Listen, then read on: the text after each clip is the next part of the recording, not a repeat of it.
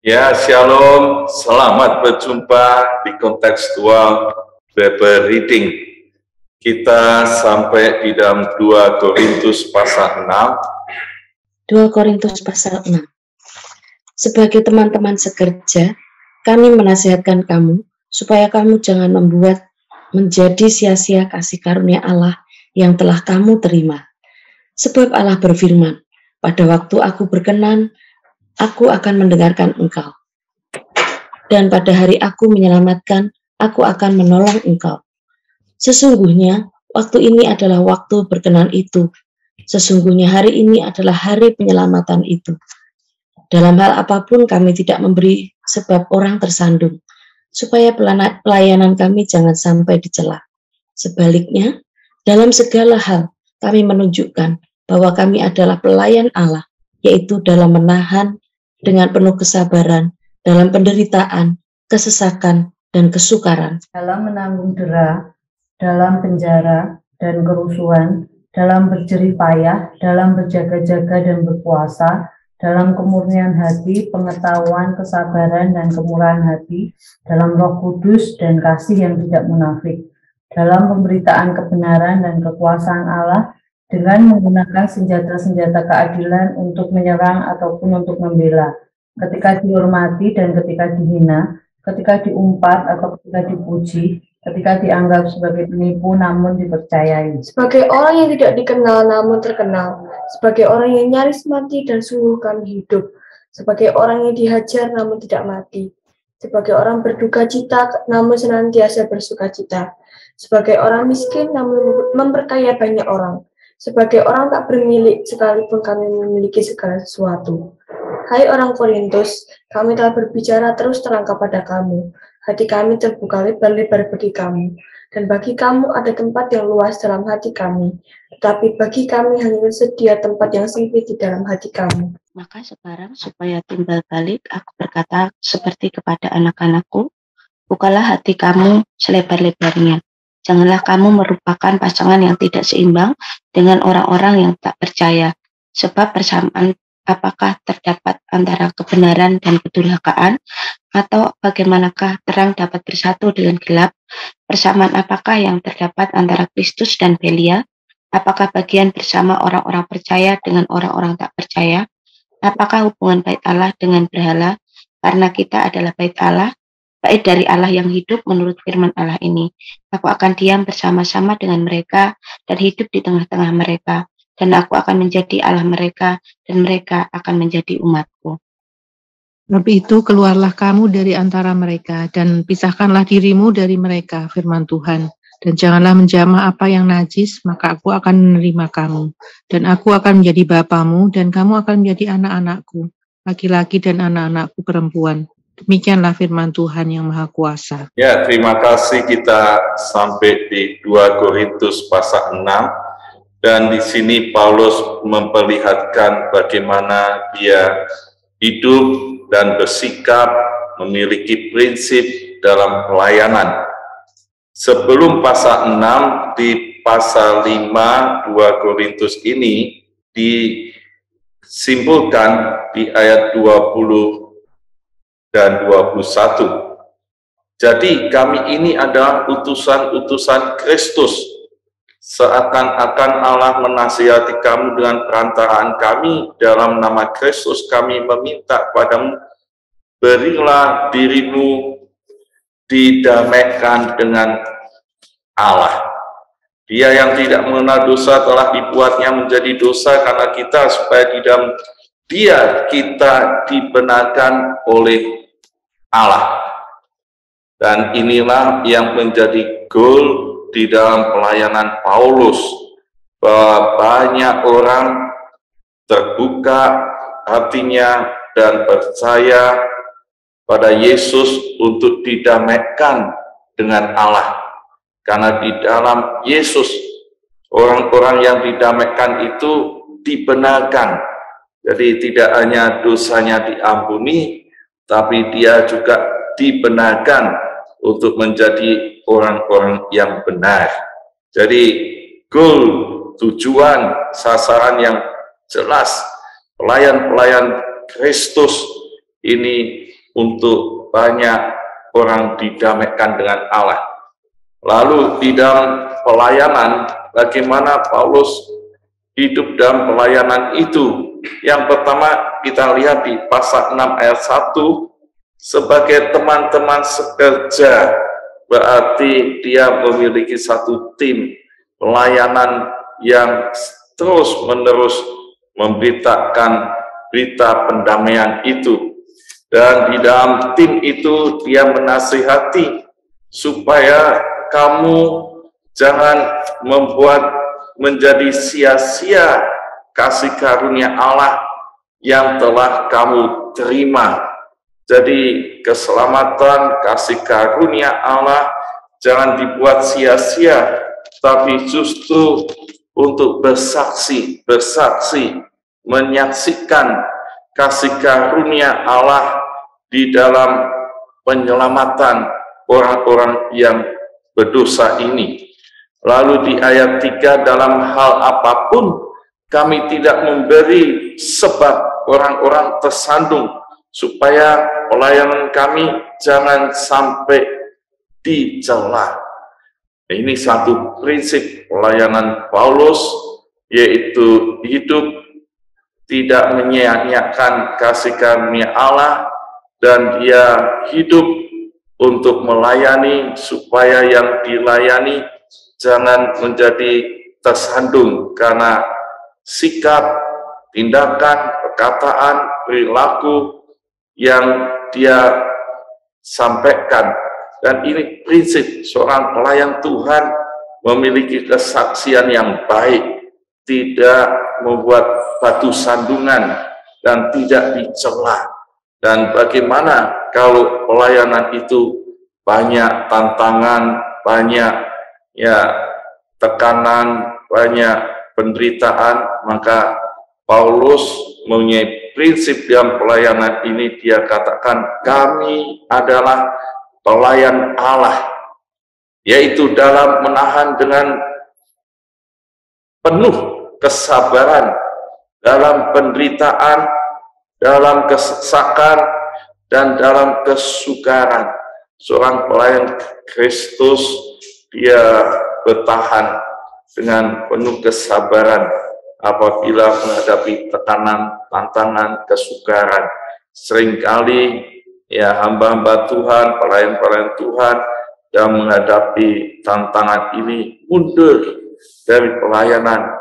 Dia meninggalkan panggilan, tapi Paulus dengan tegas dia tetap sabar, dan bahkan dikatakan dalam penjara, kerusuhan, berjerih payah, berjaga-jaga, berpuasa, dalam kemurnian hati, kemurahan hati, Roh Kudus, kasih yang tidak munafik, dalam pemberitaan kebenaran dan kekuasaan. Kita bisa melihat di ayat 6 sampai ke 10, Paulus dengan pengalaman hidupnya yang sudah dilakukan, dia tetap sebagai hamba Tuhan, pelayan Tuhan yang murni, yang bersikap kasih, yang bertahan, yang kuat.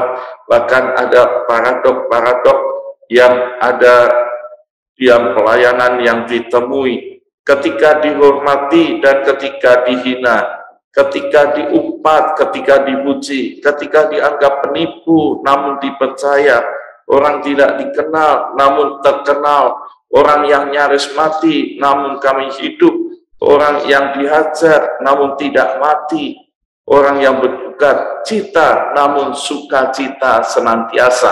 Ini paradok-paradok dalam pelayanan. Seorang pelayan Tuhan seringkali mengalami itu, namun Paulus tetap terus teguh dan setia di dalam pelayanan, jadi saksi untuk pendamaian orang-orang berdosa pada Allah, diselamatkan dalam Yesus Kristus. Dan pasal 6 ayat 11 sampai 18 kita melihat dia memberi satu nasihat kepada jemaat Korintus yang intinya jelas, supaya tidak kompromi dengan kegelapan. Di dalam hidup orang beriman seringkali menemui hal yang tidak benar, prinsip-prinsip yang ada di dunia yang gelap, yang melawan firman Allah, dan dia menyembah pada berhala-berhala, seringkali punya relasi dengan orang-orang yang mempengaruhi untuk hidup yang gelap, hidup yang tidak benar, hidup yang ada di dalam penyembahan berhala, hidup yang najis. Dan Paulus menegaskan, orang-orang Korintus, kamu yang percaya ini adalah bait dari Allah, bait Allah yang hidup menurut firman Tuhan, bukan yang hidup menurut dunia, hidup yang kudus, hidup yang benar, karena kamu adalah umatku, kata firman Tuhan. Dan kamu kalau pisahkan dirimu dari mereka yang tidak hidup menurut kebenaran firman Tuhan, jangan menjamah yang najis, maka aku menerima kamu, aku akan menjadi bapakmu, dan kamu akan menjadi anak-anakku. Inilah panggilan orang yang percaya pada Yesus Kristus, karena dia menjadi umat Allah, punya relasi yang intim, relasi bapak dengan anak dalam satu keluarga di dalam Yesus, keluarga Allah di dalam Yesus. Dia punya relasi yang intim. Kalau Allah itu kudus, maka anak-anaknya juga kudus. Kalau Allah itu benar, maka anak-anaknya juga benar. Kalau Allah itu terang, anak-anaknya adalah terang dunia. Jadi tidak ada yang kompromi di dalam hidup ini. Kita melihat dari surat Paulus pasal 6 2 Korintus ini, amanat teksnya, pelayan Tuhan tidak menyia-nyiakan kasih karunia Allah, supaya orang lain tidak tersandung dalam kesaksiannya. Orang yang percaya adalah bait Allah yang menurut firman Tuhan, hidup tanpa kompromi dengan kegelapan, prinsip-prinsip yang najis, dan itu hidup anak-anak Allah. Dalam aplikasinya, kita coba sekarang mengevaluasi, merenungkan bagaimana saya hidup saat ini. Apakah saya sudah menjadi pelayan Tuhan yang tidak sia-siakan kasih karunia Allah? Seringkali kita tidak mau melayani orang lain untuk keselamatannya. Seringkali saya egois untuk tidak menolong orang lain, tapi nats firman Tuhan pagi ini ingatkan supaya saya terus-menerus menjadi pelayan Kristus, karena sudah dikasih oleh Allah, diselamatkan di dalam Yesus Kristus. Yang kedua, aplikasinya, maukah saudara, maukah Anda melayani orang lain tanpa menjadi sandungan, melayani orang lain dengan tanpa celah? Dan ketiga, apakah hidup saya masih kompromi dengan gelap? Kita terus bertobat kembali pada ajaran firman Tuhan. Amin. Tuhan Yesus memberkati. Mari kita sambut firman Tuhan, kita akan pujikan Allah Roh Kudus, penuhi kami. Biar Roh Kudus yang terus memenuhkan roh kita dan tubuh kita sebagai bait-Nya.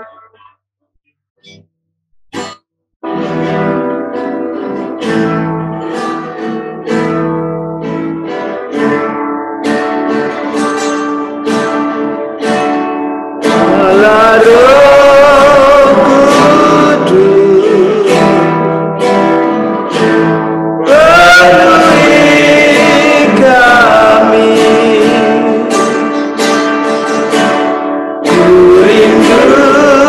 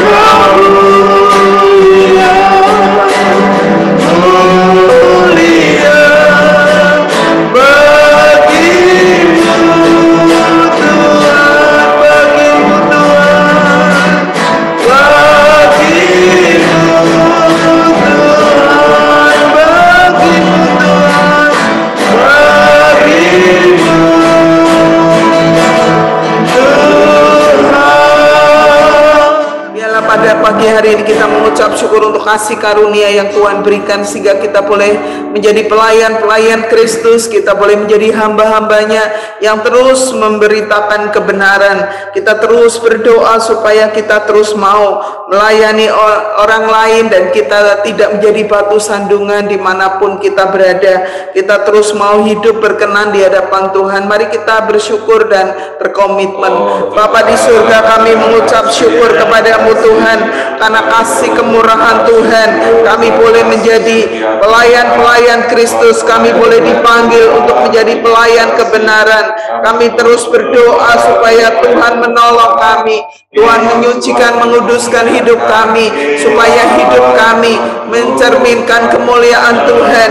Apapun yang kami kerjakan, Tuhan berkenan kami untuk kami boleh memuliakan Engkau dalam setiap aspek hidup kami, bersama dengan keluarga dan pasangan kami. Kami rindu Tuhan untuk kami terus memancarkan kebenaran Tuhan, dan Engkau terus menolong kami untuk kami tidak berbuat dosa dan tidak menjadi batu sandungan. Kami rindu Tuhan, hidup kami adalah surat Kristus yang tertulis. Hidup kami adalah terang Kristus yang terpancar. Biarlah Engkau menolong kami, memberikan kekuatan, sehingga Tuhan kami senantiasa boleh menjadi berkat buat orang lain, dan kami boleh menikmati segala anugerah Tuhan. Terima kasih Tuhan, terima kasih. Di dalam nama Tuhan Yesus kami berdoa dan bersyukur.